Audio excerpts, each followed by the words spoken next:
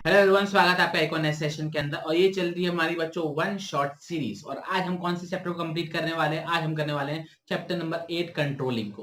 तो बहुत ही छोटा चैप्टर, बहुत ही सिंपल चैप्टर है। चलिए बच्चों, बिना टाइम को वेस्ट करे स्टार्ट करते इस पर्टिकुलर चैप्टर को। अच्छा बच्चों, आपको बता दूं, ये जो मैं नोट्स यूज कर रहा हूँ, मैं वो कौन से यूज कर रहा हूँ जिससे मैंने इस चैप्टर को डिटेल में पढ़ा है। तो अगर आपने डिटेल में नहीं पढ़ा है तो आप इस नोट से पढ़ सकते हो। इसके अंदर मैंने वो इंपॉर्टेंट पॉइंट्स को हाईलाइट कर रखा है जो आपके लिए रेलेवेंट है। बच्चों, इस चैप्टर के अंदर बेसिकली आपको 5 पॉइंट पढ़ने हैं। ठीक है, कौन कौन सा? Meaning of controlling, feature of controlling, process of controlling, importance of controlling, और लास्ट में आपको पढ़ना है relationship between planning and controlling. अच्छा बच्चों, एक बात और, जो बच्चे टर्म 2 का एग्जाम दे रहे हैं, जो मई 2022 में टर्म 2 का एग्जाम होगा, उसके लिए 5th पॉइंट रेलेवेंट नहीं है। वो मैंने यहाँ पे आपको हाईलाइट भी करके दे रखा है। लेकिन जो बच्चे नए सेशन में आए हैं, आई रिपीट, जो बच्चे नए सेशन में आए हैं 22-23 के लिए, उनके लिए अभी तक ये रेलेवेंट है जब तक सिलेबस नहीं आया है। और जैसे सिलेबस आता है, वो मान के चलो कुछ डिलीशन होता है तो मैं आपको फर्दर क्लैरिफाई कर दूंगा। तो चलिए बच्चों स्टार्ट करते हैं। बच्चों, सबसे पहले हमने मीनिंग ऑफ कंट्रोलिंग देखा था। मीनिंग ऑफ कंट्रोलिंग का बेसिकली सिंपल सा मीनिंग ये है, जो आपने पहले डिसाइड किया था, आई रिपीट, जो आपने पहले डिसाइड किया था, कुछ आपने टारगेट्स बनाए होंगे, जो आपने पहले डिसाइड किया था वैसा काम हुआ कि नहीं हुआ। अगर नहीं हुआ तो कुछ डिफरेंसेस आए होंगे, वो डिफरेंसेस क्यों आए उनके कारण ढूंढना है। और फिर देर आफ्टर आपको कुछ स्टेप्स लेने हैं कि वो जो दिक्कतें आई वो इन फ्यूचर में कभी रिपीट ना हो। आई रिपीट, आप क्या करने वाले हो, अपने परफॉर्मेंस को स्टैंडर्ड से कंपेयर करोगे, अपने टारगेट से कंपेयर करोगे। देर आफ्टर आप चेक करोगे कुछ डेविएशन तो नहीं है, कुछ डिफरेंसेस तो नहीं है। अगर डिफरेंसेस हैं तो फिर आप उनके कारण जानोगे कि वो डिफरेंसेस क्यों आए। फिर देर आफ्टर आप कुछ एक्शंस लोगे जिससे फ्यूचर में ये चीज रिपीट ना हो। और इसी चीज को हम क्या बोलते हैं? कंट्रोलिंग बोलते हैं। या सिंपल वर्ड्स में बोलूं, जैसा प्लान बनाया था वैसा काम हो रहा है कि नहीं हो रहा है, इस चीज को इंश्योर करना ही कंट्रोलिंग कहलाता है। क्लियर? ओके। इसके बाद मैंने आपको बताया था कि कंट्रोलिंग की फीचर्स क्या है। इसके अंदर हमने 4 फीचर्स पढ़े थे। पहला फीचर क्या है? Controlling is a goal oriented function. Goal oriented function का मतलब क्या होता है कि आप कंट्रोलिंग के अंदर रिसोर्सेज को इफेक्टिवली और एफिशिएंटली यूटिलाइज करते हो और अपने गोल्स को अचीव करने की कोशिश करते हो। तो इसलिए कंट्रोलिंग क्या है? आपका गोल ओरिएंटेड फंक्शन है। बहुत, इससे ज्यादा सिंपल और कुछ नहीं हो सकता। दूसरा है controlling is a all pervasive function. बच्चों, ये तो आपको एकदम खून में आ चुका है। परवेसिव का मतलब, तो परवेसिव का मतलब होता है यूनिवर्सल। मतलब कंट्रोलिंग हर एक ऑर्गेनाइजेशन में, चाहे आपका घर हो, चाहे आपका बिजनेस हो, चाहे आपका स्कूल हो, चाहे ऑफिस हो, चाहे गवर्नमेंट हो, कंट्रोलिंग हर जगह यूज करी जाती है। और दूसरा, हर एक लेवल पे कंट्रोलिंग को यूज किया जाता है, चाहे आपका टॉप लेवल हो, चाहे मिडिल लेवल हो, चाहे लोअर लेवल हो। दादाजी भी कंट्रोलिंग करते हैं, पापा जी भी कंट्रोलिंग करते हैं, आप भी कंट्रोलिंग करते हो, हमारा प्रधानमंत्री भी कंट्रोलिंग करता है, हमारा शहर का डीएम भी कंट्रोलिंग करता है। तो कंट्रोलिंग इज ऑल परवेसिव, मतलब at every level, top middle lower, या फिर एवरी ऑर्गेनाइजेशन हम कंट्रोलिंग यूज करते हैं। क्या ये क्लियर? ओके। थर्ड पॉइंट क्या बोलता है? Controlling is forward looking and controlling is backward looking. अब ये फॉरवर्ड लुकिंग और बैकवर्ड लुकिंग कैसे, जरा वो समझने की कोशिश करें। बैकवर्ड लुकिंग तो मैंने आपको 2 मिनट पहले बताया था जब डेफिनेशन समझाई थी। हम ये चेक करते हैं क्या सोचा था, क्या हुआ, वैसा हुआ कि नहीं हुआ। अगर नहीं हुआ तो क्यों नहीं हुआ, डिफरेंसेस फाइंड आउट करो। और फ्यूचर में दिक्कतें ना आए तो स्टेप्स उठा लो। जैसे आपने फर्स्ट टर्म में सोचा था हमारे 80% आएंगे, लेकिन आए 70%, डिफरेंस था? हाँ था। क्यों डिफरेंस था? पढ़ाई नहीं कर पाए थे अच्छे से, रिविजन अच्छे से नहीं हो पाया था। अब आप क्या करोगे? कुछ स्टेप्स उठाओगे, करेक्टिव स्टेप्स उठाओगे, जिससे प्रॉब्लम टर्म 2 में रिपीट ना हो। ये चीज क्लियर हो गया? ओके। तो वही चीज यहाँ पे दे रखी है कि बैकवर्ड लुकिंग, इसलिए आप पिछली गलतियों से को देखते हो, डिफरेंसेस फाइंड आउट करते हो, कुछ ऐसे स्टेप्स लेते हो कि फ्यूचर में रिपीट ना हो। और ये फॉरवर्ड लुकिंग क्यों है? फॉरवर्ड लुकिंग ये है कि आपको अपनी गलतियां पता लग गई, अब आप फ्यूचर प्लान या फ्यूचर परफॉर्मेंस आपकी इंप्रूव हो जाएगी। तो वही चीज यहाँ पे लिखी हुई है, कंट्रोलिंग फॉरवर्ड लुकिंग, इसलिए कि फ्यूचर का जो स्टेप है, फ्यूचर में जो आप प्लानिंग करने वाले हो, वो आपकी इजी हो जाएगी, आपकी परफॉर्मेंस इंप्रूव हो जाएगी। क्लियर? ओके। और फोर्थ पॉइंट क्या दे रखा है? Controlling is a continuous function. Continuous function है बच्चों, आप एक बार कंट्रोलिंग करके नहीं छोड़ दोगे ना।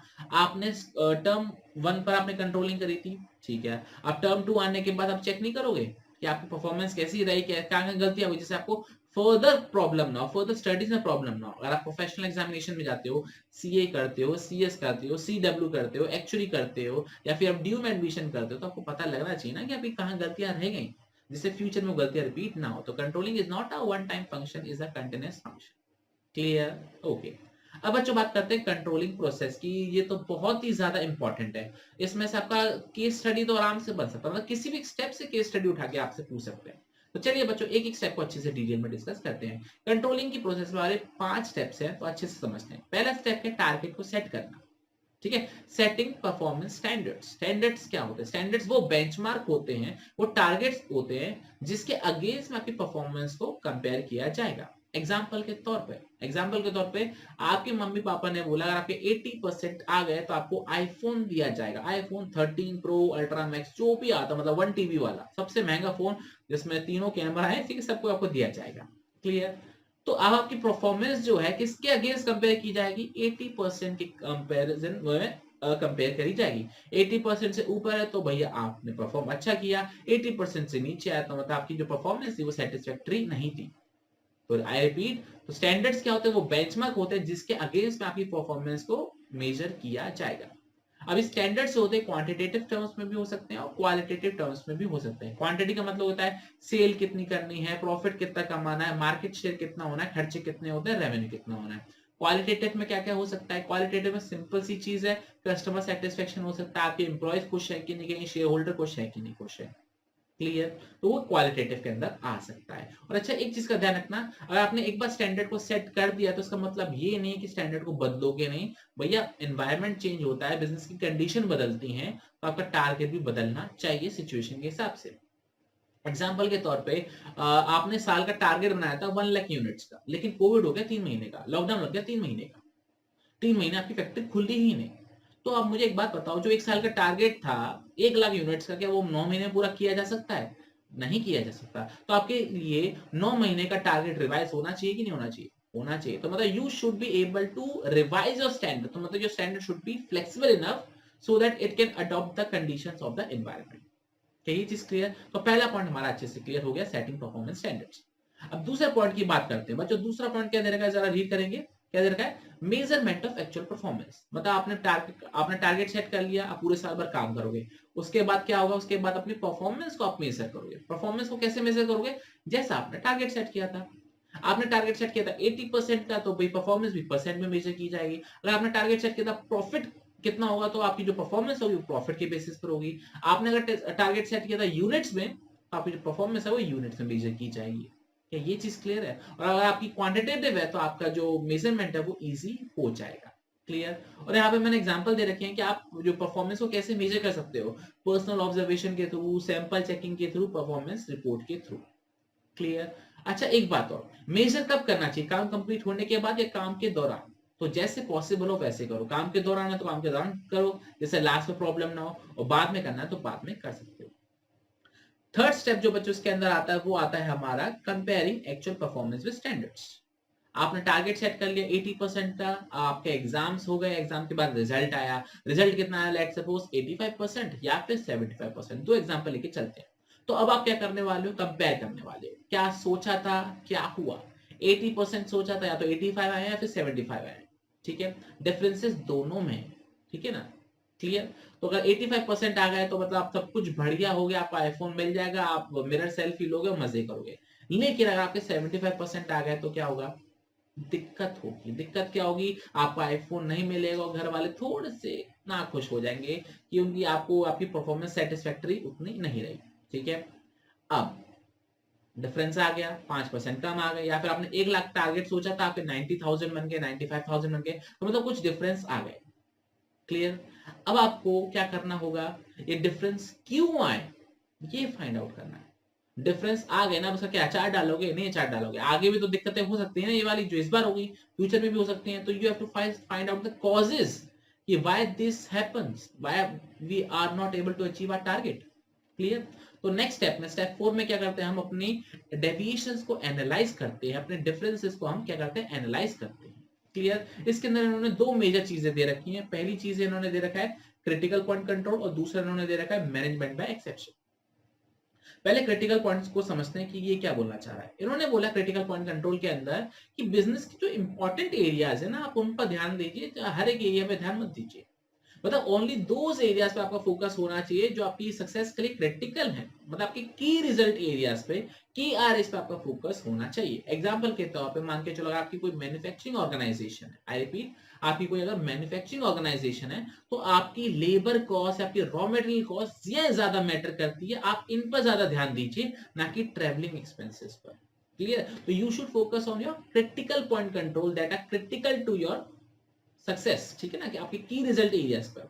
तो वही नीचे पे एग्जांपल दे रखा है कि अगर 5% लेबर कॉस्ट इंक्रीज हो रही है और 10% या 15% आपके पोस्टल चार्जेस इंक्रीज हो रहे हैं, तो आपका फोकस रॉ मटेरियल पे, लेबर पर होना चाहिए, क्योंकि वो आपका काम ज्यादा होता है। पोस्टल चार्जेस तो भैया साल में 2 बार 3 बार कर लोगे, उससे तो कोई फर्क पड़ेगा नहीं बिजनेस के अंदर, लेकिन रॉ मटेरियल तो डेली यूज होगा, लेबर तो डेली यूज होगी। तो you should focus on your की रिजल्ट एरियाज। क्लियर? ओके। इसके अंदर जो सेकंड पॉइंट है वो क्या है बच्चों? Management by exception. इसको हम कंट्रोल बाय एक्सेप्शन भी बोलते हैं। इसका मतलब क्या है कि अगर आप हर एक चीज को कंट्रोल करने जाओगे, आई रिपीट, अगर आप हर एक चीज को कंट्रोल करने जाओगे तो आप किसी चीज को भी कंट्रोल नहीं कर पाओगे। मतलब कैसे? मतलब आप ये छोटे से छोटे ही आपने अगर डिफरेंसेस फाइंड आउट करना चालू कर दिए तो हो गया बेड़ा का, ठीक है ना? ऐसा नहीं करना है। आपने 80 सोचे थे, आपके 79 आए, भैया आ गए, अच्छे आ गए, ठीक है ना? इसको इग्नोर कर दे कि मेरा एक नंबर कहाँ कटा, मुझे डिफरेंस फाइंड आउट करना, नहीं भैया, अच्छे नंबर है। लेकिन आप 80 सोचो, आपके 70 आ रहे हैं, 65 आ रहे हैं, तो भैया यहाँ पे चिंता की बात है। क्लियर? वही चीज यहाँ पे उन्होंने रखी है कि आप an attempt to control everything will result in controlling nothing। अगर आप हर एक चीज को कंट्रोल करने की कोशिश करोगे तो आप हर एक को कंट्रोल नहीं कर पाओगे। तो किसको कंट्रोल करना चाहिए, किस पर ध्यान देना चाहिए? जो एक लिमिट के ऊपर है, जो मतलब सर से पानी जब ऊपर चला जाए ना, तब ध्यान देने की जरूरत आ पड़ती है। तो जो पानी अगर नीचे, सर के नीचे सांस ले पा रहे हो तब तो ठीक है, लेकिन सांस लेने में दिक्कत हो रही है तो भैया अब तो पानी के ऊपर आना ही पड़ेगा। तो वही चीजें के अंदर लिखी हुई है कि जो भी एरर है, जो भी डेविएशन है, लिमिट के अंदर है, जो आप एक्सेप्ट कर सकते हो, लिमिट के अंदर है, उन पर ध्यान देने की जरूरत नहीं है, वो सेटिस्फैक्ट्री है। लेकिन जो चीज लिमिट के बाहर चली गई, वो भैया पप्पा को बताना पड़ेगा, मतलब वो मैनेजमेंट को बताना पड़ेगा कि हाँ ये कारणों की वजह से हमको कुछ दिक्कतें आ रही हैं। क्लियर? तो वही चीज इसके अंदर लिखी हुई है। अगर 2% लेबर कॉस्ट इंक्रीज होना आपके लिए एक्सेप्टेबल है, तो अगर 2 ही हो रही है या 2 से नीचे हो रही है तब तो कोई दिक्कत नहीं है, लेकिन 2 से ऊपर जा रही है तो भैया ऊपर वालों को बताना पड़ेगा कि हाँ भाई कौन दिक्कत आ गई। क्लियर? वही चीज के अंदर लिखी हुई है। और जब आपके डेविएशंस पता लग गए कि हाँ भाई इन पर ध्यान देना है, तो उनके कॉजेस फाइंड आउट कीजिए, ठीक है ना, कि हाँ भाई कहाँ कहाँ क्यों दिक्कतें आ रही है। कॉज एक भी हो सकता है, बहुत सारे भी हो सकते हैं, ठीक है। और फिर उसके बाद हम, जो हमारा 5th स्टेप है, उसके अंदर हम क्या करते हैं? हम करेक्टिव एक्शंस लेते हैं। करेक्टिव एक्शंस का मतलब क्या होता है? सही कदम उठाना जिससे फ्यूचर में रिपीट ना हो। तो ध्यान रखना, करेक्टिव एक्शन उन्हीं करेक्टिव एक्शंस जो है वो सिर्फ उन्हीं कॉजेस के लिए या फिर उन्हीं डेविएशंस के लिए लिए जाएंगे जो लिमिट के ऊपर है, और जो लिमिट के अंदर है उसके लिए कोई एक्शन नहीं लिया जाएगा। क्या ये चीज क्लियर होगी आपको? बहुत सही। अब बच्चों बात करते हैं अपनी इंपॉर्टेंस ऑफ कंट्रोलिंग के बारे में। आपके 6 पॉइंट्स हैं, और 6 पॉइंट को मैंने आपको याद करने का तरीका बताया था, बड़ा सिंपल सा। को की C stand for coordination, O stand for order and discipline, G stand for goals, A stand for accuracy of standards, M stand for motivation, E stand for वो हमारे efficiency। पहला पॉइंट क्या है? गोल्स। आप goal achieve करने में तो controlling help कर रहा है। क्या सोचा था, क्या हुआ, डेविएशंस क्यों हुआ है, करेक्टिव एक्शंस लो जिससे फ्यूचर में रिपीट ना हो, हमारे गोल्स अचीव हो जाए। पहला पॉइंट। दूसरा पॉइंट क्या है? Judging accuracy of standards. बच्चों मैंने आपको ये पहले पॉइंट बताया था कंट्रोलिंग प्रोसेस के अंदर कि आपकी जो स्टैंडर्ड्स है फ्लेक्सिबल होने चाहिए। क्योंकि बाद में पता चला आपने 1 लाख टारगेट का सोचा रखा था और 3 महीने आपकी फैक्ट्री बंद थी लॉकडाउन की वजह से, तो मतलब आपका टारगेट ही सही नहीं था, आपके स्टैंडर्ड ही सही नहीं थे।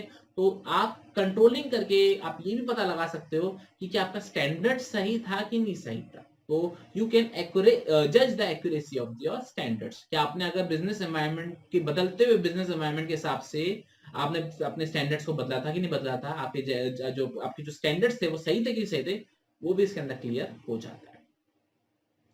थर्ड जो स्टेप आता है वो आपका आता है कौन सा? हमारा एफिशिएंसी, ठीक है ना, making efficient use of resource. देखो, आप प्लान क्यों बनाते हो? जिससे आपकी वेस्टेज कम हो, आपका टाइम बचे। क्लियर? आप इस चीज के लिए प्लान बनाते हो। तो हर एक जो आपकी परफॉर्मेंस होती है वो प्लान के अकॉर्डिंग होती है, तो इस कारण से आपकी जो रिसोर्सेज होती है वो इफेक्टिवली यूटिलाइज हो जाती है। फिर आता हमारा इंप्रूविंग एम्प्लॉय मोटिवेशन। जैसे मैंने आपको बोला था कि 80% आ गए तो आपको आईफोन मिल जाएगा, यही बोला था मैंने आपको। अगर आपके तो आपको पहले से पता है ना कि 80% लाने पर ही आपको आईफोन मिल जाएगा, 81.1 पर भी मिल जाएगा, 81.2 भी मिल जाएगा, 80.0 भी मिल जाएगा।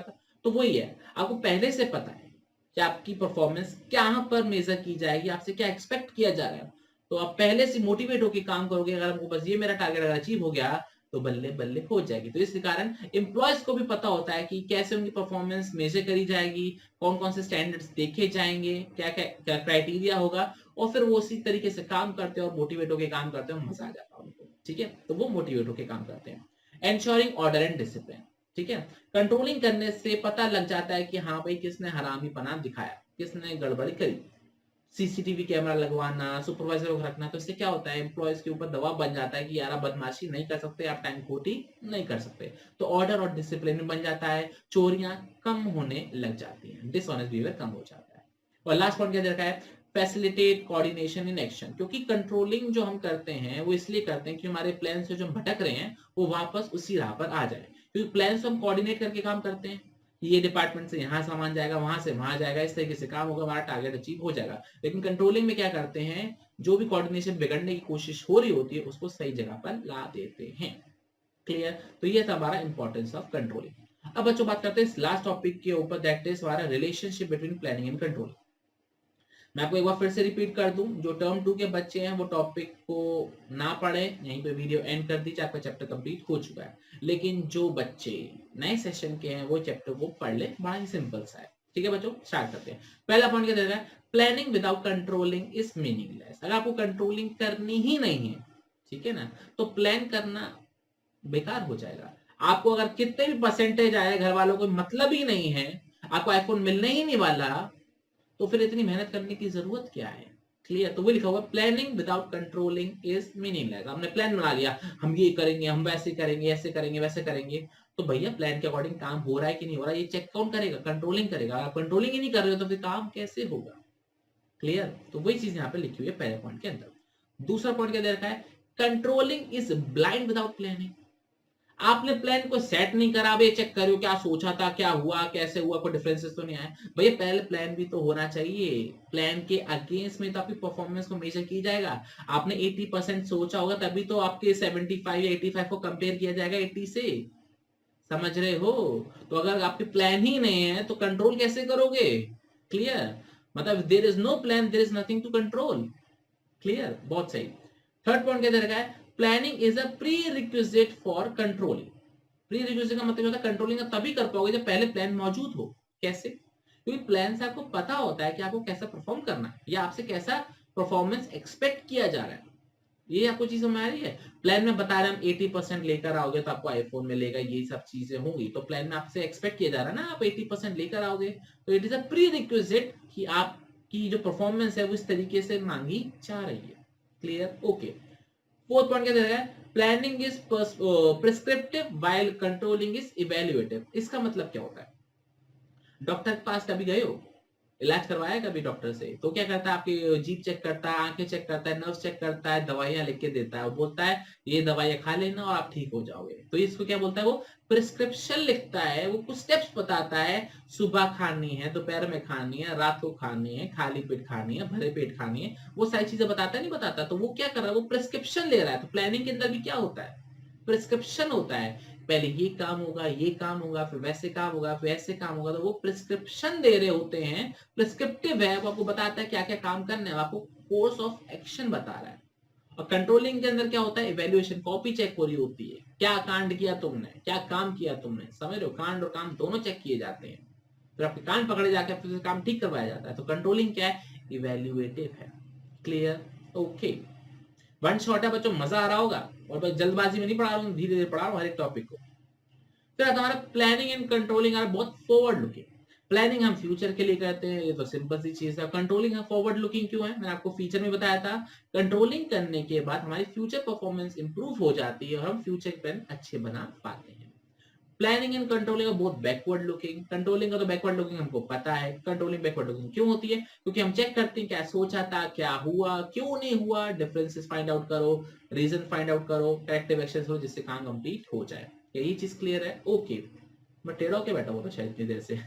हाँ, और प्लानिंग बैकवर्ड लुकिंग क्यों है? क्योंकि प्लानिंग हम तब कर पाते हैं जब हमारे पास कुछ एक्सपीरियंसेस हो, ठीक है ना। प्लानिंग हम तब भी तो करते हैं ना हमारे पास एक्सपीरियंस के बेसिस पर, कि पहले जो हमने गलतियां करी थी उसके हिसाब से फ्यूचर में गलतियां ना हो हमारे प्लान में। तो planning is guided by our past experiences, तो इसलिए प्लानिंग हमारी बैकवर्ड लुकिंग है।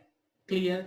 तो वही चीज यहाँ पे उन्होंने लास्ट में लिखी हुई कंक्लूजन लिखा हुआ बड़ा प्यारा सा, कंट्रोलिंग इजी हो जाती है अगर आपके प्लान हो तो, ठीक है। आई रिपीट, और आपको अपनी कंट्रोलिंग इजी करनी है तो आपके पास प्लान अच्छे होने चाहिए। और लास्ट, कंट्रोलिंग करने से आपके फ्यूचर के जो प्लान है वो अच्छे हो जाते हैं। तो बच्चों ये था हमारा सिंपल सा चैप्टर कंट्रोलिंग, जिसको अंदर हमने लगभग 20 मिनट के अंदर अच्छे से रिवाइज कर लिया। तो चलिए बच्चों, ये था हमारा one shot lecture of controlling. आपसे मुलाकात करेंगे अगले वन शॉट के अंदर। टिल देन अपना बहुत बहुत ख्याल रखना और पढ़ते रहना। जय हिंद, जय भारत, बाय बाय।